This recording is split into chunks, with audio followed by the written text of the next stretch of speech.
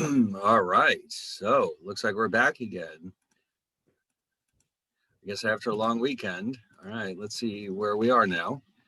Hold on. Professor, can I answer a question? Yes. Um, how do I how do I access the recorded lectures? Like, is it just like, is Oh, it that? I'll show you right now. Here's what you do. Just go to YouTube now. I believe if you go to YouTube, just any generic YouTube on your computer, if you type in my name, I think that'll bring up my channel. But I don't see the side of it, do I? Let me just see what happens. And on the Moodle page, is that little icon next to all the lectures? Is that like a recording of like your voice? It's like- I don't think so. No, the thing is, the Moodle doesn't do a good job of storing videos. I was told that I see. shouldn't do that because it'll suck up all the space very quickly, and it wasn't really meant for that purpose, apparently. So, those little icons are there to tell you what kind of document it is. Like it might be a Word document, it might be a PDF document. Um, Okay. in the case of the videos, it's the link to the video. So yeah, I typed in my name, and here it comes. And so once you get here, what you should do is go to playlists and find the right one. There's so many of them. Here we go. And they're all just right here. Commercial free too. Okay. Well, All right. I put it in a playlist because otherwise there'll just be a big jumble of videos and you'll never find what you're looking for.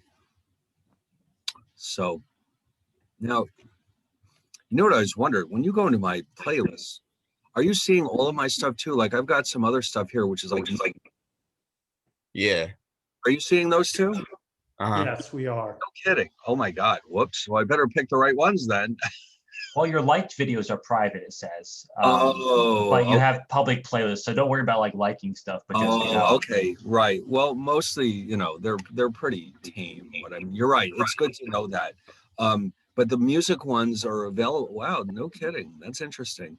So you can tell what videos I've been watching. Well, that's okay with me because I only pick cool videos. Um, I mean, you can make it private, I think, if you wanted to. Oh, I can? Oh, all right. I'm not so sure I'm going to bother with these, but yeah, the creative playlists, even then, it's no big deal. I mean, mostly they're something to do with the classes. For example, if I find a video about something that I want to show in one of my classes, they're in there. But yeah, all right. Oh yeah, you're right. It does say private. These guys, maybe you can think of these as my recommendations. Because yeah, there's a lot of fun stuff in here that yeah, I think you'll like too. Who knows? Maybe I should leave it there on purpose. But yeah, these are the ones. And that means too that I believe if you want to watch the videos from my other classes, for some reason you can do that. They've all been made public. So if you have a hankering for global economics or statistics or math for contemporary life, it's all here somewhere. All right, but then then you open it up and it's all right there. See, I'm still learning this stuff, as you can easily you can tell. I'm just still a complete beginner when it comes to technology. I can, there's certain things I can do and certain things that I have no idea. So, anyway, there we go. All right, let's get back to it now. We're going to open up today. It was chapter 4, I believe, where we left off. And all right, so was there anything else? No, I think we're just going to carry on with where we left off. I don't think there's any announcements or anything that I was supposed to give you. Let's see, where are Could you we? tell us about assignments? Oh, so far there aren't any. Most likely what'll happen is, let's say, oh, I'm already on Moodle. Let's go look at it. Well, it'll be a while before we have any assignments because I mean we really did just get started, and I'll give you plenty of advance notice when we do have actual assignments. All right, I just don't think we've gotten far enough into the course yet to have any assignments. So, but don't you worry, you'll have plenty of time. I'll tell you far in advance, and you'll have plenty of time to do anything that you are asked to do. So don't worry. All right. All right. So let's see. I'm just Oh, I'm wait, just curious about one thing. Chapter 5 has already been posted on the Moodle page. Have we gotten to that yet, or is that no, no, like no. I only no. The thing is, the reason why I do that is because I always worry that I'm going to forget. So by putting it there now, it reduces the risk that I will forget about it when we're finished with 4. So I Okay. always would like you to ideally have access to the notes before we start rather than after. So that's why that's there. That's the only reason. I want to get ahead basically and make sure that I don't forget about anything. All right, thanks. Right? Okay.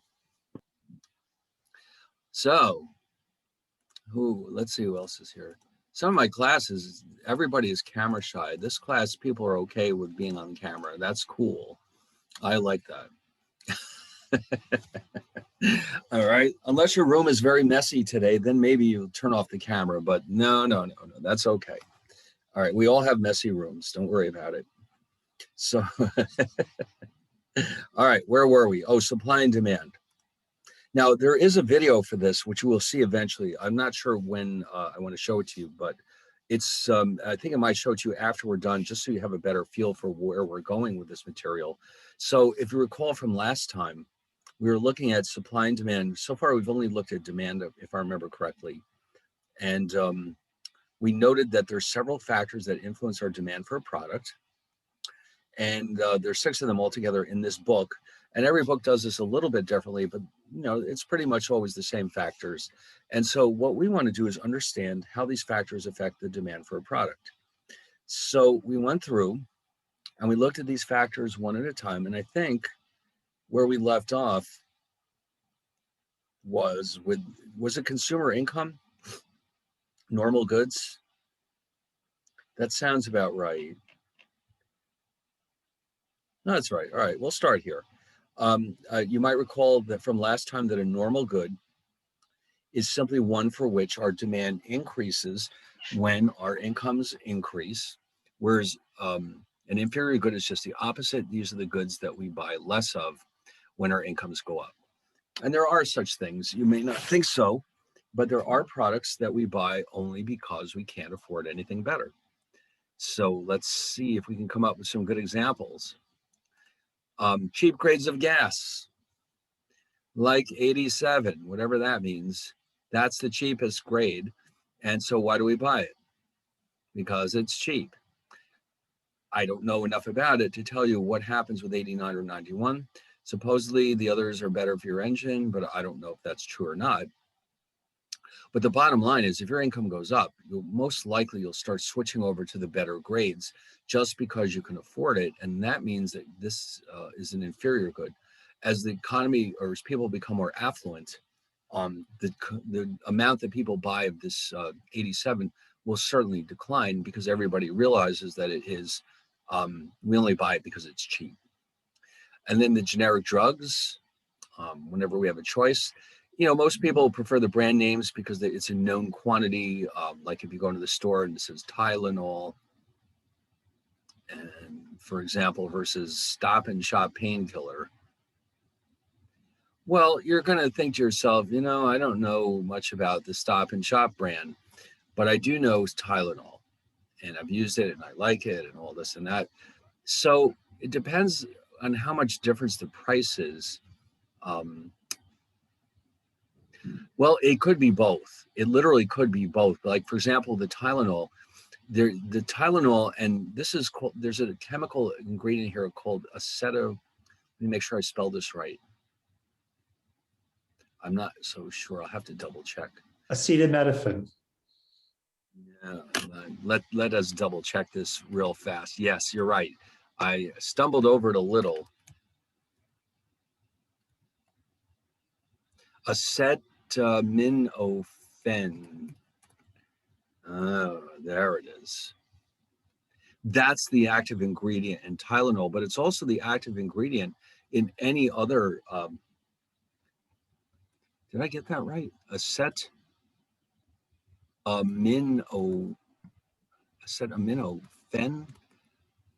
Yeah. Oh my God, I nailed it. Okay. That is the chemical, the active ingredient. Now, the Tylenol might have some subtle differences, like maybe the capsules are a little bit smoother and they're easier to swallow, that kind of thing. But as far as the pain killing goes, apparently they're very much the same thing. But one has the red box on it and the name Tylenol, and the Stop and Shop says Stop and Shop. So you know what? I mean, if it's the difference between, let's say, $12 and $8, you might say, I'm not sure if it's worth paying all that extra money for Tylenol. And you take a chance because it is a chance. The brand names, people perceive it as being a better quality because they've seen it on TV and whatever. But that's why a lot of that advertising takes place, to reinforce that perception that the Tylenol is better than the alternatives, when it may not actually be the case. It's just like any other product in the market. Each company is trying to give you the sense that what they have is better than the others. And it may not be literally the truth, but it will affect our consumer patterns because, let's face it, as people become more affluent, they're less likely to worry about saving $4, and they may just grab the Tylenol just because they're familiar with it. So in general, not for everyone, but in general, in the market as a whole, most likely people will buy less and less of the generic brand as their incomes go up. Okay. Now, textbooks. Oh man, what a pet peeve this is of me. When I buy a textbook, I want it to be brand new. I want it to be pristine. I don't want other people's writing in there. I don't want coffee stains in there, but it can save you a lot of money. What if it saves you, what's the difference between 50 and 200? That's going to cause a lot of people to think, I need that used textbook because I just can't afford the new one. But if you suddenly found yourself with more income, you might decide to switch back over to the new textbooks because that's what you really want. You only bought this one because it was so cheap. And I'm sure you can think of other examples too. Anything that you buy just because it's cheap, when you would certainly prefer the better item. So, but the majority of the items in the marketplace are certainly normal goods. In fact, if you look at all the things you buy on a regular basis, most of them, you'd buy more of them if you had more money. Okay. Like, for example, when you buy more, let's say, or how about this? You pay for more expensive cable services or something like that. When you're allowed to go to the movies, you might go to more movies or more concerts, or whatever the case may be. Or you might buy a more expensive car, but these are considered to be inferior goods. And so the incomes that we have will influence our demand for inferior goods in the opposite direction from the so-called normal goods, which is essentially everything else. We don't get much more specific than that. Everything is either normal or inferior. And even then, obviously there's room for gray areas there, but just in general, inferior goods are the ones that we only buy because we can't afford something better. Okay. Now, then the third category was related goods. Did we start this one yet? I don't think so. All right, that's good because this is actually a very interesting category. Substitutes and complements. Now, everybody knows what the word substitute means. It's something that can replace something else. Now, a lot of the products that we buy, there are other alternatives that we could have chosen from. My favorite example of this is Coke and Pepsi. All right. I think you'll all agree. Well, they're not identical to each other. They're certainly pretty close, aren't they? Coke and Pepsi. So we would call them substitute goods because they both satisfy our thirst and they're tasty and they're delicious and we love them because they're so delicious, but they're not literally the same thing. Now, some people will not accept one or the other. They'll only pick, let's say, Coke or only Pepsi. Most people would consider these to be substitutes. Why does that matter? Because if you went into the store and you're looking to buy a 2-liter bottle of Coke, let's say 2-liter Coke used to be $1.49, and all of a sudden you walk in the store one day and it's gone up to $1.89. How are you likely to react to that? You'd buy the Pepsi. Buy the Pepsi. That's right. It's what's this 40 cents increase? Yeah, the Pepsi is right next to it. You'll just grab the Pepsi, and let's assume that the Pepsi is still at its original $1.49. And so, as far as you're concerned, it's not worth that extra 40 cents to buy Coke instead of Pepsi. So, we would then define Coke and Pepsi as substitutes for each other. And in fact, in a case like that, when you go to that supermarket, there's a ton of different things to choose from, different drinks. So you can have anything you want, and you're going to be very, very sensitive to changes in their prices. So the demand for substitutes goods depends very heavily on what else is available in the market and how much the other substitutes are charging for their product. So there's a ton of examples here, and I'm sure you could dream up a lot of them if you wanted to. Like, for example, how about Coke? Well, we know that one. Big Macs and Whoppers. Are they the exact same thing? No. But imagine yourself in a gigantic mall where there are both Burger Kings and McDonald's. And one day you go to the McDonald's and you say, listen, McDonald's, I need a Big Mac. And they say, yeah, guess what? The price just went up from $3 to $4. What might you be tempted to do?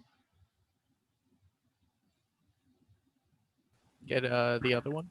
You're going to Like- walk down the hall and buy the Whopper at Burger King's, okay? Because you see them as substitutes. In other words, you're saying, well, I know they're different, but I'm not that, it doesn't matter that much to me which one I have. Either way, I will not be hungry when I'm done eating it. So these would be defined as substitutes. Or here's an interesting one. How about PCs and Macs? Are they identical to each other? No. So what if you decided to buy a MacBook Pro and all of a sudden it's like $3,000? Those things are expensive. You start piling up on them, add a lot of RAM and all the rest. You're looking at a lot of money. What if the price keeps creeping up and up and up? And one day you might say, I just need a computer to get through school. I can get a kind of a comparable PC for, let's say, $1,000. Now, it's not as cool, but it still will get your work done. So what might you be tempted to do? Buy the cheaper option. Yes. And it may just be for the simple reason that you can't afford the MacBook Pro, even though that might be what you want. So we're going to be paying very close attention when we buy these products to what other alternatives are available and how much they cost, specifically substitutes. All right. So is there a perception on this in the school that Macs are cooler than PCs? No, not really. Are you? Oh, then Apple's not doing their job, are they? I would fire my marketing team if I knew that at Apple. That's supposed to be like, wow, look at this, the Apple. No, not anymore. Well, the Macs are much more like, I don't know, like consumer friendly, but if like Windows, I feel could definitely do a lot more than a Mac. Yes, there's certain things that the PC is definitely better at, like scientific software and spreadsheets and all this and that. For serious business applications, I would definitely go with the PC. But if you're an artist, let's say, or a musician, wouldn't you probably stick with the Mac? Is anyone here Maybe. using Mac for that purpose, for music or art? They usually use it for graphic design most of the time. Graphic design, yes. So in a way, they're not perfect substitutes, but they're still substitutes. And so the price of one will certainly influence the demand for the other one. That's the key to the whole thing. If the price of the Mac goes up, that will probably increase the sales of PCs and vice versa. And that's really what we're aiming for here. Things that are closely related like this, where the price of one will have an influence on the demand for the other. And I'm sure there's a zillion other things you could dream up in this category. But like hamburgers and hot dogs, they're not perfect substitutes. But if you're hungry and it's lunchtime, you go to to get something to eat, and for whatever reason, one price is going up, you'll probably buy more of the other. Are inferior goods just substitutes? They typically are substitutes for better products, yes. Otherwise, people would continue to buy them. Like if there was an inferior good that had no substitutes, then people might still buy them even with higher incomes. So typically, inferior goods are designed on purpose to be substitutes for better products. That's why generic brands exist in the first place, to give you another option. But in principle, it's the same thing. Now, interesting enough, did I mention this the other day? If you go to like a Costco and you look at their coffees in particular, somebody pointed this out to me the other day. They have their own brand name. It's called Kirkland. And the Kirkland coffee, some of the bags actually say right on the bag, this was made by Starbucks. And so it's not that unusual that these generic brands were actually made by the major companies that are selling the same products under a different label. For example, here with this Stop and Shop painkiller, there's a very decent chance that Johnson & Johnson is making both of them, both the Tylenol and the Stop and Shop painkiller. Why would they do that? Wouldn't they be undercutting their own market? It's because it is an inferior good.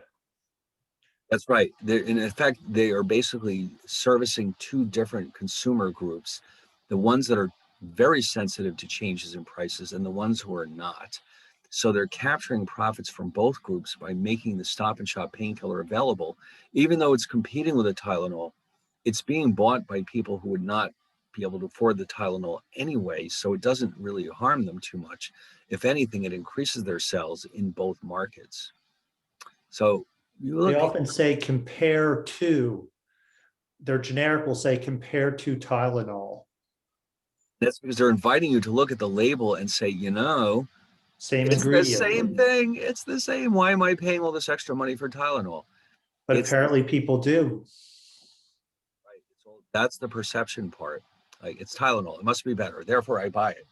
And there's a lot of, and that's Johnson & Johnson is fine with that. They'll sell the Tylenol to those people. And the ones who really look at the labels, who are willing to, save $4, they will buy the Stop and Shop painkiller. It's more profitable than just making the Tylenol. Let's put it that way. And so that's why you see a lot of that. So, those generic brands in the store, a lot of them were probably made by the same exact company that they're competing with, but they're aiming to capture a different consumer segment. So anyway, so here's substitutes. So substitutes, we understand substitutes. What about complements? Now the word complement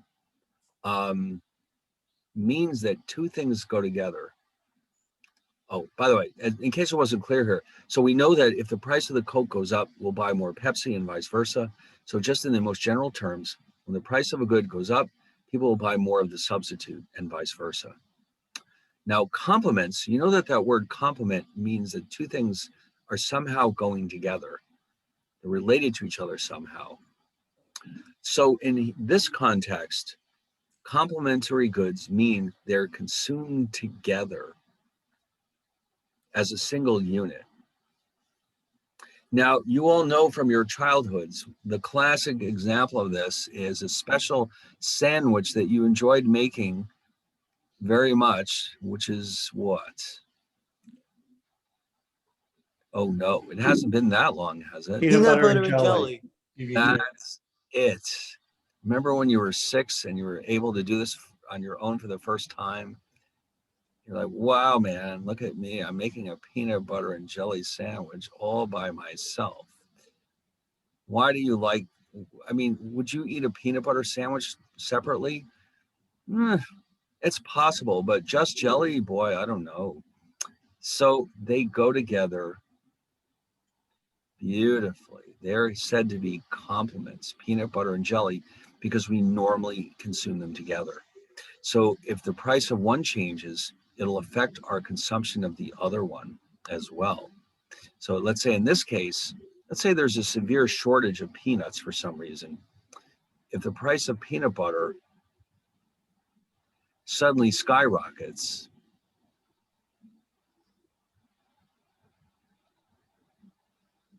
suddenly rises, what do you suppose would happen to the consumption or the demand for peanut jelly rather? That'll go down too. Going to go down. That's right. Okay. The demand for jelly will fall even though the price didn't change. Okay. It has nothing to do with jelly itself. It's because of the fact that people perceive peanut butter and jelly as being the same part of one unit. In other words, they belong together. And if it's more expensive to buy peanut butter, they'll end up having less peanut butter and jelly sandwiches, and therefore they'll buy less jelly. Okay, so that's going to be true for all complements. Now, what other examples do we have here? I'm sure you can think of some, but let's try these. French fries and ketchup. Is that not a marriage made in heaven? Yes, but if you've ever traveled to another country, you may have been in for a state of shock when you discovered that in other countries, they put other things on their fries besides ketchup. Is anyone here gasping with horror? I'm trying to see. No, I'm not seeing a lot of gasping going on here. But if you've been to a foreign country, you know what I mean. Has anyone ever here been to a country like not the United States or maybe Canada, where maybe things are a little different? Here we go. Gasp. Okay, there's a gasp. All right. Now there was a movie, a very popular movie made maybe, God, I'm going to say 25 years ago, called Pulp Fiction. Has anyone ever heard of it? Yes. Okay.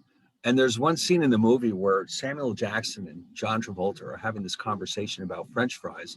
John Travolta has just come back from Paris, it seems, and he saw people, he actually saw them putting mayonnaise on their French fries. And he was so grossed out that he couldn't stop talking about it. It's like, I swear, I saw it, man. They actually put mayonnaise on their French fries. And Samuel L. Jackson was just as appalled as John Travolta. And then they were talking about how in Paris, a quarter pounder with cheese is not called that because they have the metric system. It's called the, who knows? Royale. Royale with cheese. So you know that movie. That's right. What do you do in France? There's no quarter pounds.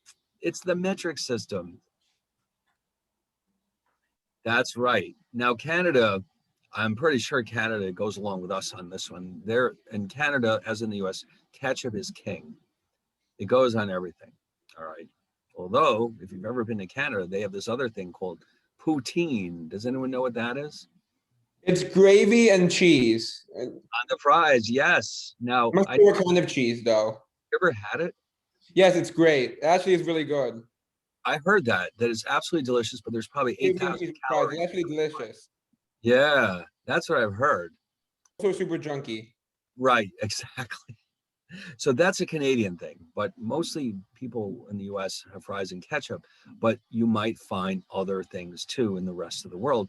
But again, the same logic holds. If potatoes suddenly became horribly expensive, what would that do to the demand for ketchup? Well, people would buy less because they normally buy ketchup to put it on something else. You don't normally just consume ketchup directly, do you? No. Would you just pour it on your finger and start eating it? No, you would not. I mean, if you're more than 3, you're not going to, you would never do such a thing. So anyway, so these are complements. So the logic here is that when the price of one goes up, the demand for the other goes down and vice versa. Okay. And cars and gasoline, when gas is expensive, do people buy more new cars? No, they do not. Okay. How about software and computers?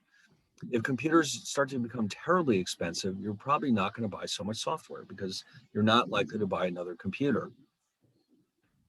So, all right. So these are all considered to be related goods.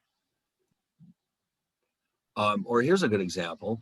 When gas becomes more expensive, at the very least, people buy less SUVs and more of other cars, or else they just find other alternatives. All right. So yes. Now, in the classroom setting, what I often do is I have everybody in the room give me a perfect example of substitutes and complements. We can't really do that here, but it's amazing some of the things that people come up with. Because then after a while, it starts getting silly, but you never know what you can think of. And there's a lot of examples out there in the real world. Now, not all products are either complements or substitutes. Many products are simply unrelated to each other, and they don't have any influence on each other. Like, for example, how about pizza and chocolate syrup? Is there any connection between those two? No. Would anyone besides a psychopath put chocolate syrup on their pizza? Canadian. You think so? Maybe maple syrup. But no, so they're really not really related to each other because nobody sees them as being part of the same bundle of goods that they consume together. So anyway, now we're ready for number 4, which is expectations. Now, everybody has expectations about what's going on in the market. Specifically, when you buy products, you may think you know where the price is headed in the future. Now, for certain products, it's not hard to do that. For example, when would you get the best deal on an Apple iPhone?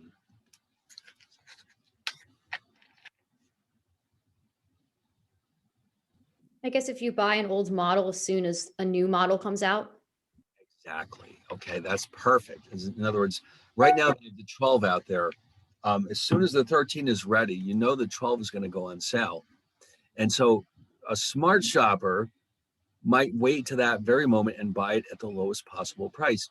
Now, this assumes that, you're the type of person who doesn't have to have the newest version of everything. But if you know this, a lot of people will hold off on their purchases and say, I think I'll wait till the price goes down. Why not? And it's a good strategy if you have the patience. All right. Now, this is one thing that most of us are lacking a little bit, and that's patience. And you acknowledge it to your own self. Does anyone look in the mirror and say, I'm a very patient person? I bet you don't. In fact, you're probably constantly regretting your lack of patience. But it is possible. And it's more than just iPhones. Sometimes prices simply fall because technology improves and the good becomes more readily available. So if you have reason to believe that something will become cheaper in the future, you may postpone your purchase of it today and buy that product in the future. Or if it's the other way around, this is more likely to happen.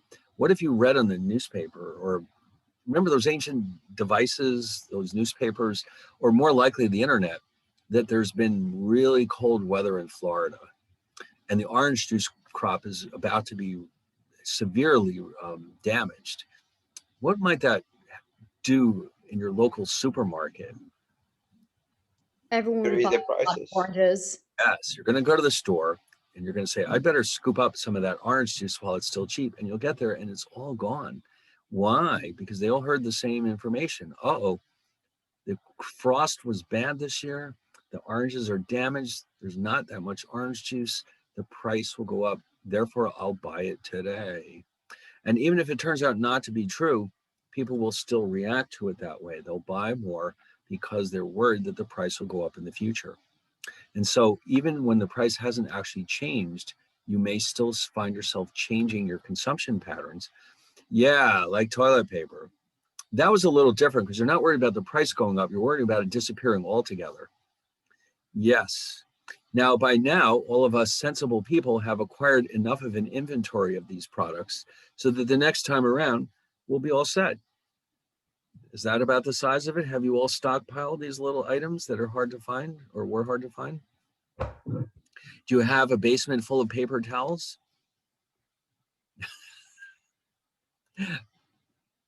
Milk and bread before a winter storm. Yes, that's perfect. Or water. Have you ever noticed that the minute they're talking about a storm, the first thing that disappears off the shelves is water for some reason? I've noticed that. It's just, everyone thinks they need 800 gallons of water just because it's about to snow. I don't know why, but that's often what I notice. So yes, you know from experience that expectations can have a major influence on how much you buy of a product. Now, for most products, of course, conditions don't change very often. And so this is not likely to be the case. But for certain types of products, our expectations can change quickly, and therefore so can the demand for that product. All right, what else do we have in our list? Orange juice, yes, that was one of my favorite examples. It's like there was an excellent movie made about, God, it's hard to imagine, but it was made in the early 80s called Trading Places. And it's kind of a comedy, but it's about insider trading, and it involves orange juice futures. So they do a nice job of explaining how this happens, how the market can be manipulated in the news and all. But it's something you might want to check out one of these days. If you're looking for a good finance-oriented movie, Trading Places, Dan Aykroyd, Eddie Murphy, sorry. Are those names no longer meaningful to anyone? Good. At least one person remembers Eddie Murphy and Dan Aykroyd. Good. All right. Well, it's just a suggestion. You can take it or leave it. Anyway, the number of consumers. Well, guess what? When there's more people, there's going to be more products consumed. Okay. So as the population grows, the demand for all products will most likely increase as well. All right. Because there's more of us to buy the products. All right. Like Coke. The more people there are, the more Coke is going to be sold. It's just that simple. All right. Does that make sense? Yes, it does. Nice. Now, here's another one. Income. What if we have expectations not about the prices of the good, but our incomes, especially college students? So when you find yourself almost ready to graduate and you say to yourself, you know what, my income is going to be a lot higher next year than it is now. What kind of things might you think about buying? Maybe buying a car. A car. Yes, you've been waiting so long to get that brand new car. So you're thinking to yourself, well, you know what? I make $100 a month now, but that's going to change very soon. And you might run down to that dealer and they might give you enough credit to buy a new car, even if your job hasn't materialized yet, because you believe, probably correctly, that you're going to have a lot more income in the near future. And that can have a major impact on our demand for these products, especially the expensive ones that are required to be financed with credit. In economics, let me just throw this in here as a side note. Big ticket items for your retire, right? Sure, of course. The types of goods that are expensive, that last for a long time, that are probably financed with credit, are referred to as durable goods.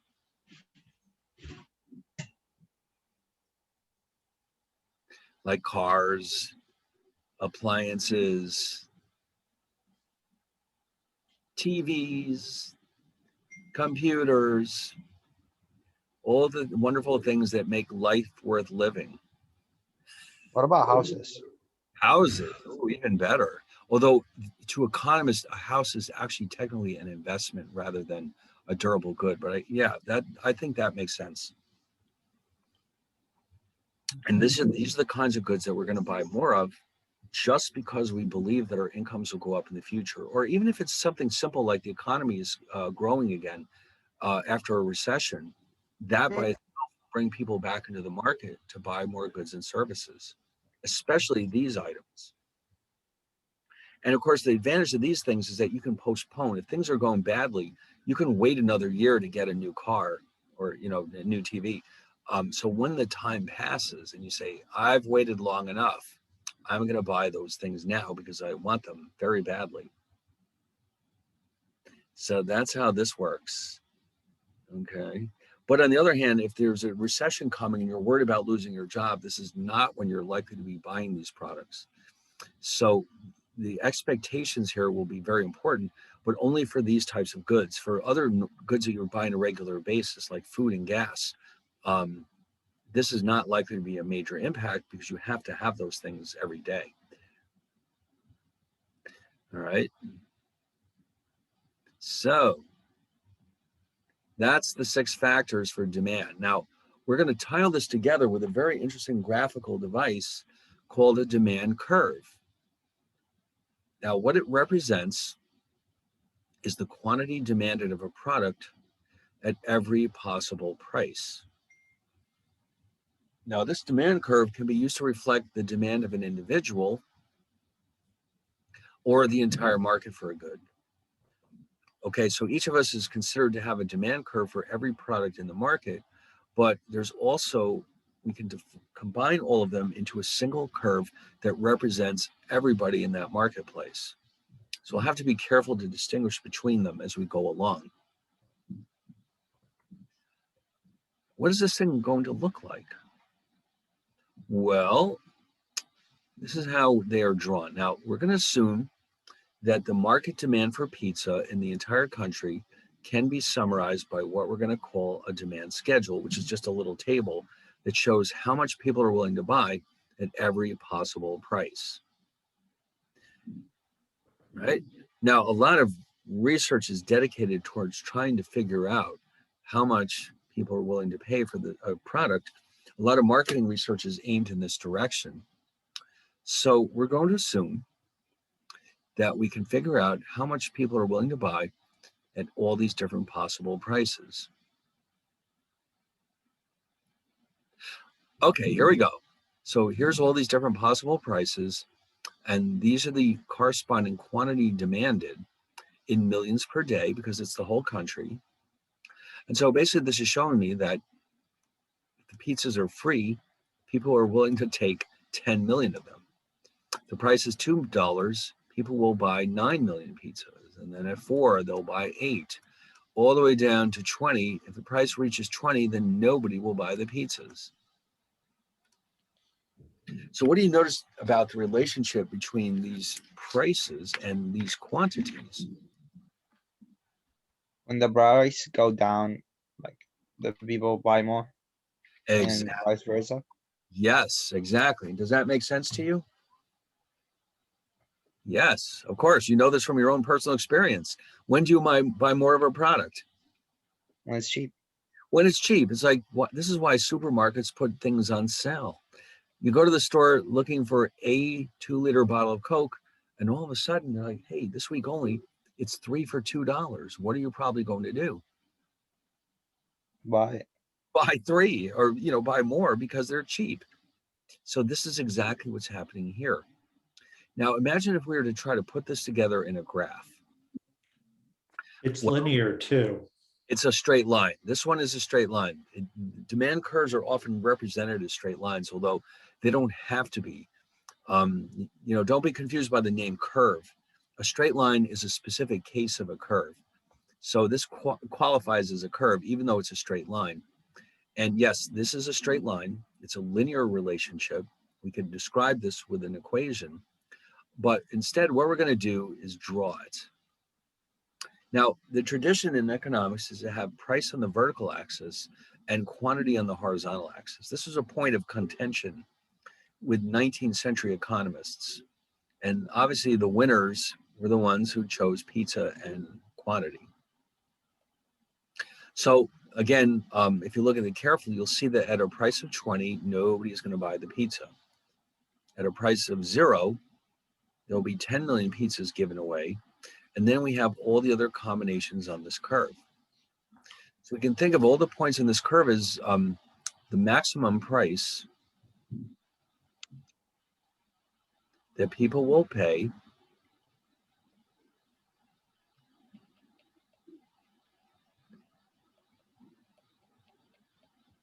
for a given quantity of the good.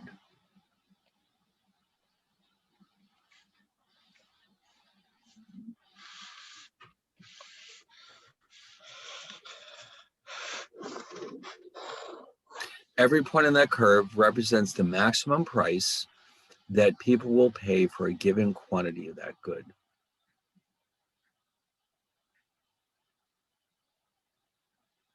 All right, and it's downward sloping. It has a negative slope because when price goes up, quantity demanded goes down and vice versa.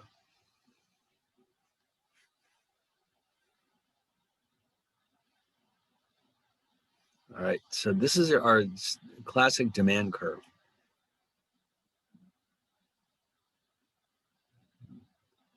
Now we're ready to analyze supply. Don't worry, we'll revisit this again in a bit. Now we're going to look at supply. Now, demand is coming from consumers, people who want to buy these products, but the supply comes from profit-making, for the most part, profit-making institutions that are trying to make a profit by selling this good to you, the consumer. What a good boy. So instead of looking at the relationship between what the price is and how much people are willing to buy, we're looking at the price versus what producers are willing to sell. And of course, the consumer is trying to maximize the value of the dollars that they spend. What are the producers trying to do?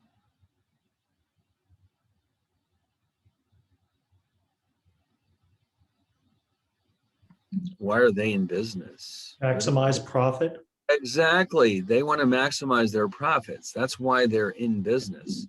If they don't maximize their profits, they may not survive very long. Okay. So anyway, so you can probably guess where this is headed. Supply curve is not going to be downward sloping, is it? We're seeing a little while, it's actually upward sloping. So first we want to analyze all the factors that determine the supply of a good. And there's some obvious ones in here, like technology. As the technology advances, clearly it becomes possible to produce more goods and services, especially high-tech products like iPhones. For certain products, not so much. I don't know how much technology can realistically influence the supply of mops. It's a pretty simple product. But yes, for here, and also even farm products to a certain degree, because as you know, farmers don't just go out in the fields and do everything by hand. They use a lot of specialized equipment. In fact, I was just reading the other day, there's this new breakthrough in farming. They've built this piece of equipment that can actually pick strawberries out of a strawberry bush without damaging them. And apparently that was a real challenge because the strawberries are very delicate. So once that machine becomes available, there's less need for manual labor, and the price of the strawberries will probably do what? Go Will down. decrease. That's right. And you and I will benefit from that. Or it's like saffron. I don't know if you know what saffron is. It's used in cooking. And the thing is, they have to do it all by hand. It's like it comes from some special flower where they have to go out in the fields and pick it off by hand. And so it's terribly expensive. But if somebody invents a machine that can properly deal with saffron, then the price it'll shrink quite dramatically. All right, input prices. Now, here what we're referring to are the inputs into the production process. It does. It influences everything. In general, more technology means cheaper everything because it's more. We can produce everything more efficiently. Just the mere fact that this technology is more advanced reduces the cost of production. Okay, because it's like you might remember Henry Ford. What was he so famous for? Not just the cars, but I mean, what exactly was his great contribution? The assembly line. Assembly line, that's right. He made it possible to churn out a lot more cars because he produced them more efficiently. And because of that, eventually got to the point where even middle-class people could afford to have a car. Whereas previously, they were all built one at a time by hand, on order, and only wealthy people could afford them. Now, input prices refer specifically to things like land, the rent on land, wages paid to labor, etc. Now, the costs of doing business will be directly influenced by these input prices, as we'll see in a few minutes, because that is what determines the cost of production. And the cost of production ultimately determine our profits because, if you're a business firm, you push hard to sell your product to the consumers, but you don't really have any control over that.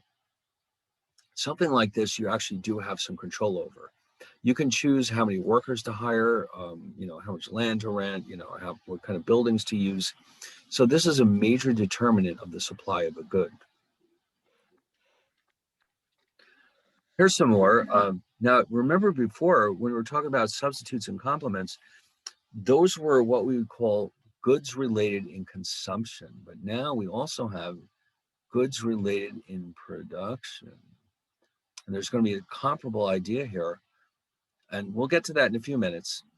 But when you're producing products, you typically have the ability to produce other products if you need to with very similar resources. And then businesses have expectations just like consumers.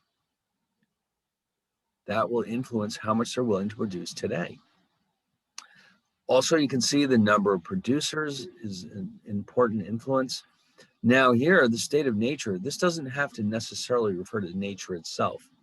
This could be, for example, actual weather, but it could also refer to the state of the economy, that type of thing.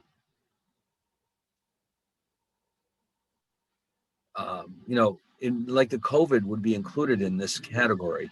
That would be defined as a state of nature. It's a factor that's outside the influence of businesses. And it's certainly going to affect how much they can produce of a good and sell it to the public. All right. So why don't we analyze these 6 and see if we can understand how changes in these factors would influence our ability to and willingness and ability to produce and sell these goods and services to the public. Technology. Everybody loves technology. Why? What does it do for us? Makes life easier. Yeah. Yes, it means that we can have more advanced products, often for less money than in the past. And you can see this for yourselves. I don't know if you have been around long enough to notice, but if you look at the flash drive in your computer right now, let's say you've got one that contains 256 gigabytes. And that sets you back, let's say $40. What if it was 2011? What do you think? What would be different in 2011? It costs more. It might have been 32 gigabytes and it might have been $200 or something like that. I don't remember offhand, but let's just say that you see how it's getting better and cheaper. Is that good? How is this happening? Technology, that's right. Or that your iPhone, how much memory does it have? Well, I think the maximum is like 512. I think they're up to 512. If you bought it, let's say when you were a child, you bought an iPhone in 2011. What kind of maximum? In fact, I'm not even sure if they had them in 2011. Now that I think about it, I think we're pushing our boundaries here a little. But let's say they had them. What kind of memory might they have had back then? 16 gigabyte. What's going on here? Wow, those were the bad old days, huh? Well, no, but you can see everything we have, all our fun things, the toys that make us happy. They get better and better because of technology, and we take it for granted. I know we do. We expect a new iPhone every year. Have you ever noticed that? We expect new and better things to come along all the time because, well, in recent history, at least, they always have. Didn't used to work that way, did it? Used to take time between innovations. Now, technology accelerates very, very quickly. But anyway, but does this reduce the cost of producing a product? If technology advances, does that reduce the cost of Intel producing memory chips or SanDisk? That's what I have here, SanDisk. Does it reduce the cost of making these flash drives? It does, and that's why this is happening. All right. Input prices. So yeah, this is what I was referring to earlier. The inputs into the production process are often categorized as land, labor, and capital.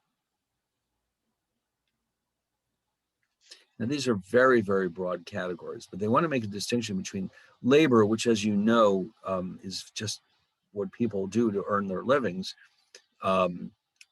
Capital is physical equipment that is used to make goods and services.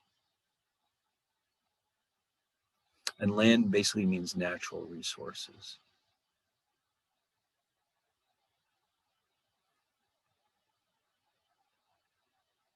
Human activity, I guess we'll call this, designed to produce goods and services.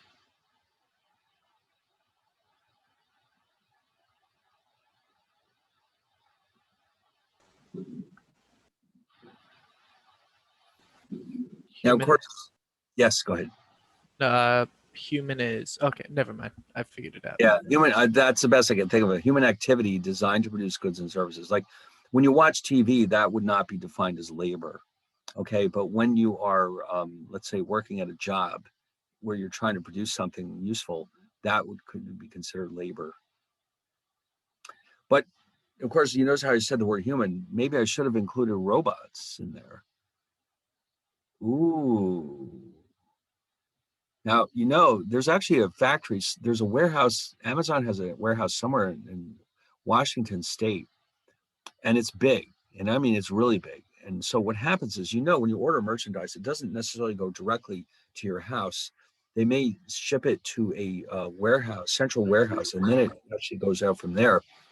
How long do you think it would take for a human being to find a product on the shelves if the warehouse covers a mile, let's say? It might take a while. Robots are good at that kind of thing. So they have a warehouse somewhere in Washington State where all the workers are robots. The only robots go and look for the merchandise on the shelves. Human beings don't bother with it because it takes too long. How do you like that? And sooner or later, they're going to do everything sooner or later. Now, if you've noticed, Amazon, they've got their own fleet of delivery vans now. Have you ever noticed that? Whereas before, they would just send it by FedEx. Now they've got so much business that they're taking it themselves. Why is that happening? Maybe it's cheaper for them. It's cheaper. Yes, it's probably cheaper. And you know, the way they make their money is by getting you the merchandise fast. So you keep ordering stuff from them over and over and over again. So in other words, once you get into the habit, how easy is it to put stuff in your cart? And you notice that they make it like crazy easy. They'll say, hey, you haven't bought this product in a while. Do you want some more of it? Oh, sure, go ahead. And you click the button, and before you know it, it's on its way. So they know what they're doing. Does anyone here not use Amazon? I quit. I used to use it a lot. Right now, like I stopped for almost a year Oh, no, why? because I used to spend so much money on it. Oh, I see. You're self-disciplining yourself, not because you were upset with Amazon. No. Oh, okay. No, I get it. It's easy. It's too easy to spend all your money on Amazon. They know Amazon it. has access to cheap capital. They have access. Yes. Now, this is an area, this is something you'd be more focused on in microeconomics, but in certain industries, when you get bigger like that and bigger and bigger and bigger, the cost of production start to go down. They can acquire what they need at lower prices because they can buy so much of it. So if they suddenly realize there's a new strong surge in demand for lamps, let's say, they can acquire them very cheaply and pass that along to you and sell it to you still for a profit because their buying power is so massive. So yeah, there are lots of advantages to being that big. And so they're definitely taking advantage of them all, but it's also a habit. They know how people think. You ever notice like the recommendations they send you are pretty accurate, aren't they? You ever notice that? Like you bought a book and then next year there's like, Hey, did you know this author brought out this new book that you bought last year? And when you look at stuff in Amazon, doesn't it follow you around when you're surfing the web, looking at other websites, and you go to ESPN and it's like, hey, did you know this book just came out? Yes. This is how things are done now. And I think even when COVID is over, we're just going to continue to buy more and more things online than we ever did before. Anyway, how about, now this is an interesting one. Prices of goods related to production. Here we also find substitutes and complements. Now, how is this possible? Well, I'll tell you how it's possible. Let's see. So before, substitutes were two goods that provided us with the same satisfaction. What's happening here is that we're looking at goods that can be used. In some cases, the same production process can be used to create several different goods. They're known as substitutes in production. So here's a classic example. Now, I know exactly nothing about farming, but my guess is that if you were a farmer in Iowa, here's your land. It may be possible with the same exact resources to raise corn or wheat. It doesn't seem like much of a stretch, does it? Does anyone here have any expertise in farming? I didn't think so. But I think, so the same farmer could probably grow both. So these would be considered substitutes in production because they both are the result, could be the result of the same process. Now, how would I decide then how much corn to grow and how much wheat? What would be the deciding factor? Whichever has the higher price at the moment. Exactly. If suddenly there's a huge surge in the demand for wheat, I will respond to that by growing more wheat and therefore less corn. Okay, so it's a pretty straightforward concept. And I'm sure you can think of other examples too. What would be a good example of that? Oh, how about this? Suppose you were, oh, all right, how about this? Suppose you're Coca-Cola. And you can make Coke or Diet Coke. How do you know which one to make? How do you decide which one to make more of? You should just start making, and whatever sells more, you should. Exactly. But you can see that they would be made with more or less the same resources. Or look at Starbucks, all those different flavors they have, like, what are they? Like breakfast blend. And Pike's Place. yes, Pike's Place. Oh, okay. Pike's Place. Named after, of course, their original location in Seattle. Does everyone know that? Yes, they started out in Seattle. Now, if you're in Seattle, they're known for two things: coffee and microbreweries, and lousy weather. But it's a fun little city. If you've ever been there, it's pretty cool. But and I know somebody who lives there and he loves it. But if you're a person who needs to be in the sun a lot, you do not move to Seattle. Okay, why not? What goes on in Seattle? A lot of snow. Not so much the snow. It doesn't really snow very much at all, as a matter of fact. It pretty much rains on a regular basis. Rain, yes. Although I've been told by people who live there, it's not the kind of rain we know. You know, when it rains, it all of a sudden one day it just starts raining pretty hard. And it like gets it out of its system. Whereas apparently in Seattle, it just sort of drizzles a lot. It never really rains the way it gets here. It just sort of drizzles. I don't know which one you like better. I kind of like the idea that the rain gets it over with, and that's the end of it for a couple of days. But in Seattle, it's sort of always kind of drizzly and dreary, and but people like it. So, all right. Anyway, so we have substitutes in production. Now, complements are a little bit trickier to think about, but this would mean that These are goods where they're basically produced with the same production process. So in other words, now here's an example. When oil companies like ExxonMobil drill for crude oil, often the wells themselves also contain natural gas. So in the process of drilling for oil, they're simultaneously producing natural gas. It's a byproduct of the same process. So therefore, we say that natural gas and crude oil are complements in production. They go together. So when you produce more of one, you're automatically producing more of the other. So imagine the following scenario. You're ExxonMobil. Oil prices have been stable for a long time, but all of a sudden, natural gas prices start to go up. How might you respond to that?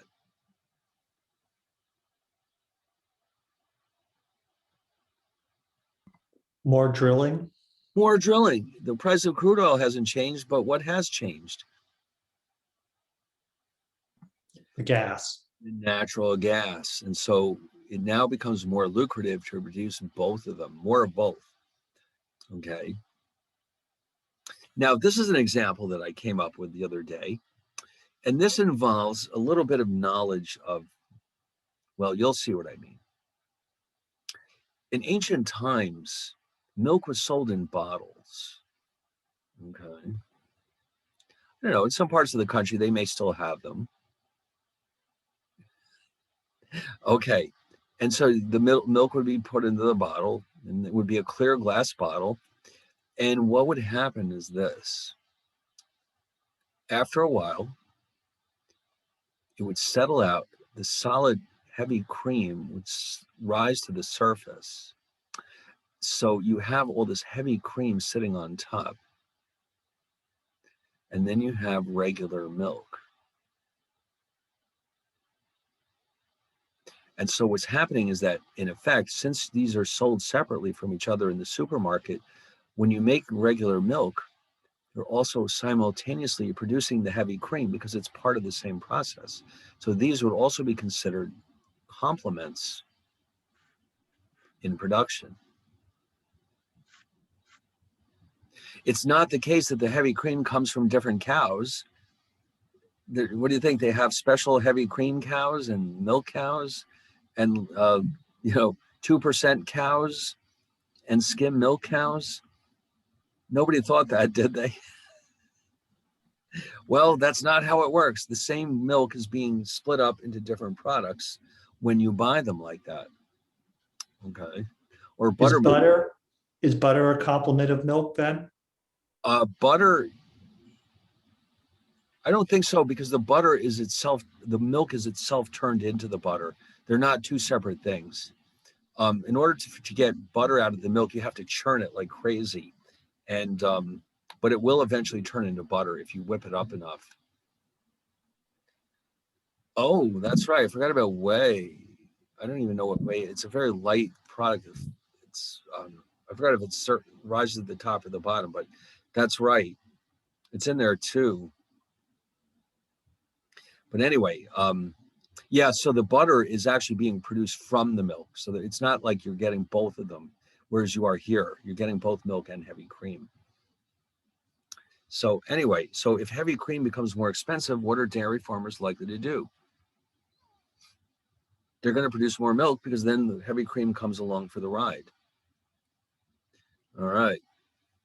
Now, do producers have expectations? Sure they do.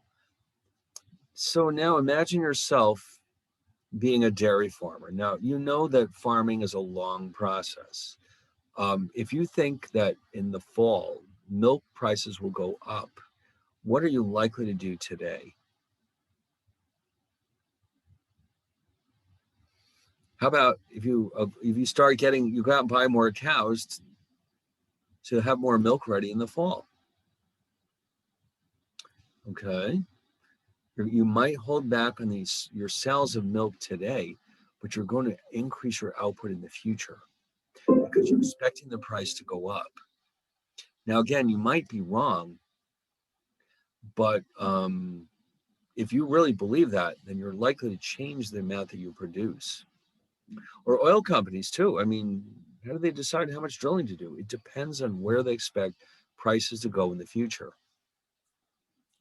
Okay. If they thought the price was going up because the cost of feed was going up, it wouldn't make sense though to buy more cows. Well, this is like, it's not because of the cost of feed. They just expect that more people will, let's say a study comes out and it says, if you drink more milk, you'll live another 5 years.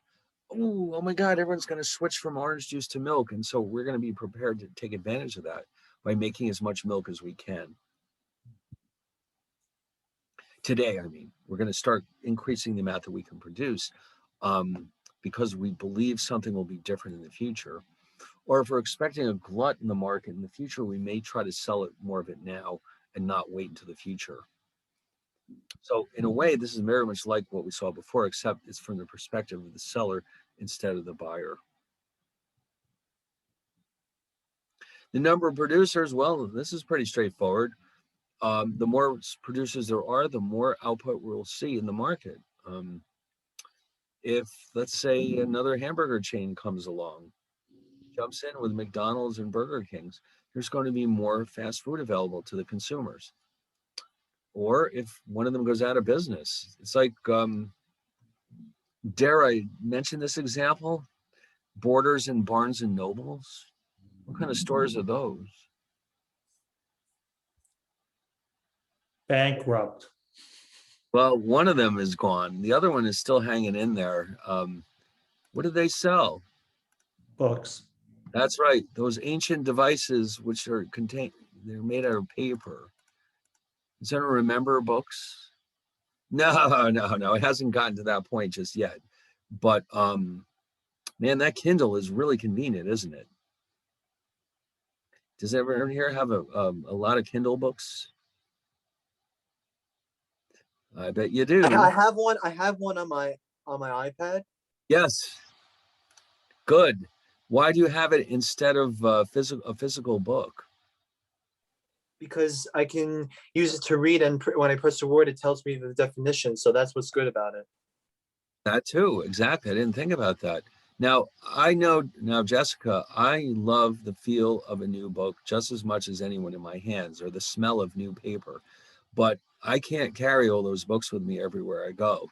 So I have sadly sort of switched over to Kindle over the last few years. And I don't think it's been a long time since I bought a non-Kindle book. As much as I love that smell and that feel in my hands of a new book, it just isn't enough anymore to make up. I mean, the other thing too, not only does it let you look things up, but you can change the brightness of the page and the font size if you need to. And you can't do that with a book. What if the print is too small? What do you do? Oops. Well, you guys don't have to worry about that for a long time, but eventually it becomes an issue. And so it's good that you can adjust it to whatever's comfortable for you. So anyway, but yes, when Borders goes out of business, the number of physical books being supplied to the marketplace is going to go down. Right. And that's just the way it works. It's sad too, because they were both, I like bookstores. I visit them, but I hardly ever buy anything in there. I go home and I say, oh, that looks good. I go home and throw it into my Amazon cart and get it on Kindle. It's so easy. But anyway, this state of nature, and like I said, this is a very general category. This can be anything. Weather itself, it can be shocks to the natural supply of natural resources. It can be a recession, or it can be anything. All right, now we're going to bring all this together, just like before we had a demand curve. Now we're going to have a supply curve. Of course we are. It wouldn't be economics without curves, would it? What do you think it's going to look like? Well, let's look at what we call the supply schedule for our pizzas. Now, first things we're going to do is look at it and see how this is different than the demand schedule.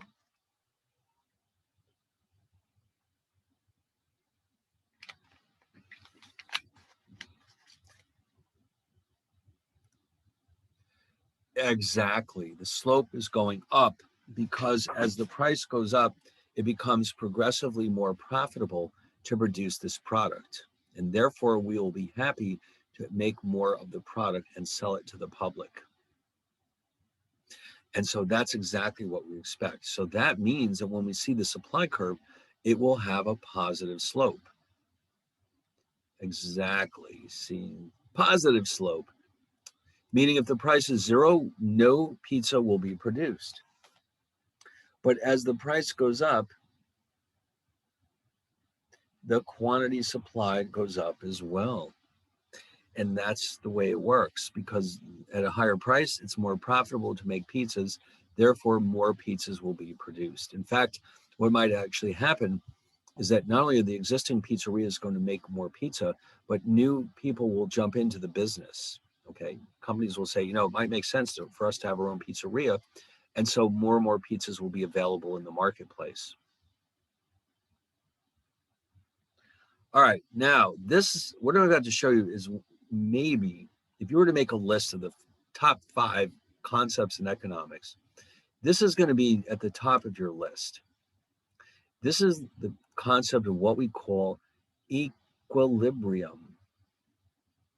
And all that means is that if you combine the supply and demand curves,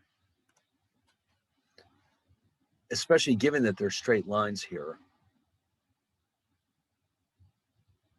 you'll discover that they have to cross at one point, and this point is that's it right there, equilibrium. That means the prices are equal and they're, and they're the same. Yes, what it means, actually what it technically means is that the quantity that's being supplied to the market equals the quantity that people want to buy at that price. So the quantity supplied and demanded are equal. So there's a single price that everybody pays, and there's a quantity. And let's say here it's $10 and 100 units. This is a point where everybody's happy. We want 10 units, 100 units of the good for $10. The sellers are happy to give us 100 units at $10. This is a point, I guess you could think of it as a point of maximum happiness, because this is where the two sides are equal in the sense that we're buying exactly what they're producing. It has a special name, equilibrium, which refers to a balance of some kind. Now, in different disciplines, the word equilibrium can mean something different, but it always refers to a balance. Here, the balance is between what's being produced, the quantity supplied, and what's being consumed, which is the quantity demanded. Wow, is that an important idea? It couldn't be more important. A lot of economic analysis is based on this concept of equilibrium. Now, it's not necessarily the case that a market is necessarily in equilibrium. What do we mean by that? Well, here, by the way, here with our pizza example, if you look at the two supply and demand schedules together, you'll see that they intersect or overlap when the price is 10 and the quantity supplied is 5 and the quantity demanded is also 5. This is what we mean by equilibrium. And in this case, yes, right there.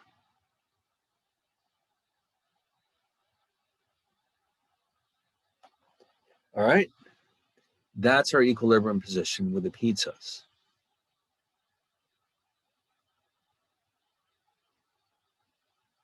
By the way, we're going to get a lot of practice in this class drawing graphs.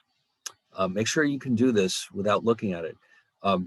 Prices on the vertical axis, quantities on the horizontal axis. Supply is upward sloping, demand is downward sloping. Where they cross is what we mean by equilibrium, which we'll usually represent as E. All right. Now, let's see what happens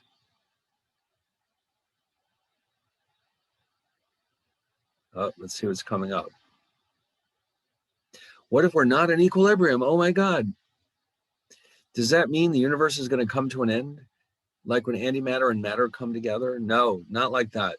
Okay, it's not quite that serious. But what happens then is that prices will adjust. So we'll start with a shortage. Now, let me show you what a shortage looks like. Let's jump ahead a little bit here. What if instead of $5 or $10 rather, the price of the pizza is only $6 for some reason? The pizzeria is charged $6. Now, what's going to happen here is that we're not in equilibrium. If you look down here, you can see the demand curve is here. That's my quantity demanded. But my supply curve is here. So the quantity demanded is greater than the quantity supplied. Okay, the quantity demanded is 7 million units. The quantity supplied is only 3 million units. And so the gap between the two right here, those 4 million units represent what we call a shortage. So you go to a pizzeria to buy pizza and guess what? They're all out. It's gone. You can't find it anywhere. There's a shortage. Or when you go to the supermarket and something was on sale, how do you know? Because the shelves are empty. That's a shortage. Now, you would expect that in an efficient market, this is not going to last very long. What is likely to happen as a result of this?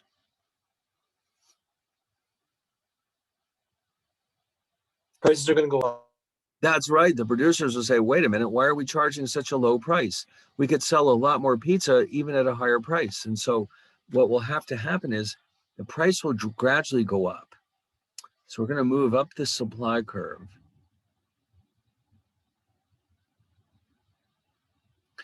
And while this is happening, consumers will want to buy less and less pizza. And before you know it, here we go. The price is back to 10 and the shortage has been eliminated. So the price rises.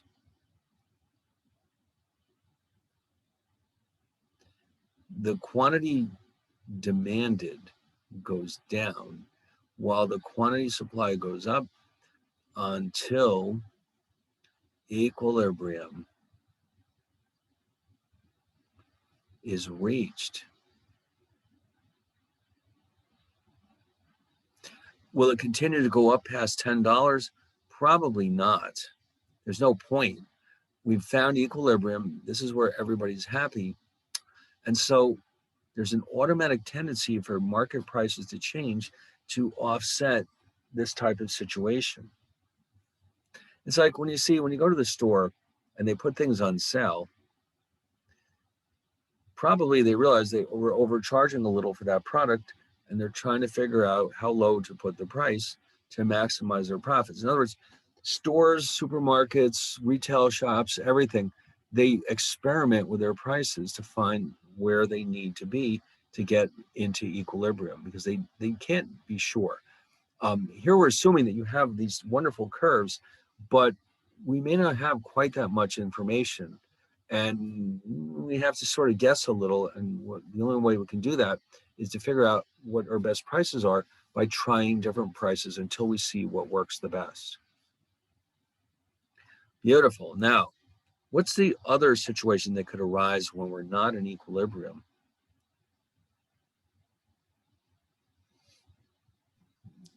Surplus. Surplus, right. What if we overcharge for the good? What if the pizzerias lost their minds and they decided to try $12? Oh no, people will say, that's a little too much. I can just eat something else for lunch. So you can see the quantity supplied is 6. The quantity demanded is way over here at 4. Guess what that means? More is being produced than people are willing to pay for it. This is called a surplus. The price is just too high. We're not willing to pay, many people are not willing to pay $12 for this pizza. And so because of that, we're going to see that when we go to the store, there's more available than, it just keeps piling up. This is when something goes on sale. So let's say the supermarket had tuna and they tried to charge $12 a can. This is exactly what would happen. And how would they respond to seeing piles of tuna fish on the shelves? They'd say, whoops, let's put them on sale. All right. And so the price would start to drop. But then they're making less and less tuna in response to that. Whereas consumers are saying, whoa, it's on sale. Let's buy more tuna. And eventually we'll find ourselves back in equilibrium where once again, everybody is happy. And so because this happens without any outside interference, markets are often said to be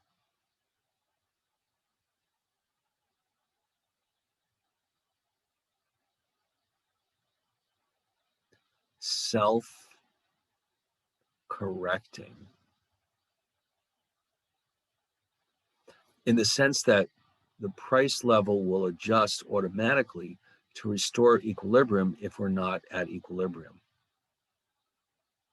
All right, they are self-correcting. Now, how long this takes depends on the industry. In a supermarket setting, they can change the price every single day. This won't take long, but if you're looking at, let's say, cars, big ticket items, it could take a while for this adjustment to fully take place. So this happens automatically, although sometimes it takes longer than others. Interesting. Now, with all that being said, there's a very important thing that we need to consider next. How about this scenario? What if we consider pizza to be a normal good, and all of a sudden, the FDA announces that the more pizza you eat, the longer you will live? We did a research study and we found that pizza keeps you alive longer. What do you suppose is going to happen in this setting? The demand will go up and then the price will go up to respond to that. We're going to see the entire demand curve will actually shift to the right because something important has changed. So that's so important, what we're about to discuss, that we're going to have to sadly save it for Thursday when we can start from fresh and really and truly understand how that works. I just want to give you a preview of what's coming. We're going to start that discussion on Thursday. We're going to see what happens when the curves themselves start shifting around, because one of those factors we were looking at earlier have changed. So, all right. So I guess we'll have to stop today. It's 2 o'clock. I'm sure you're all plenty hungry. It's lunchtime, isn't it? Yes, it is. It is. I knew it. So I won't keep you from your lunch, but we'll stop right here and then I'll see you all on Thursday. All right. All right. Thank you. Have a good day. All right. See you Thanks. later. Have a great weekend. All right. Bye. Later. See you later. Thank you. Okay.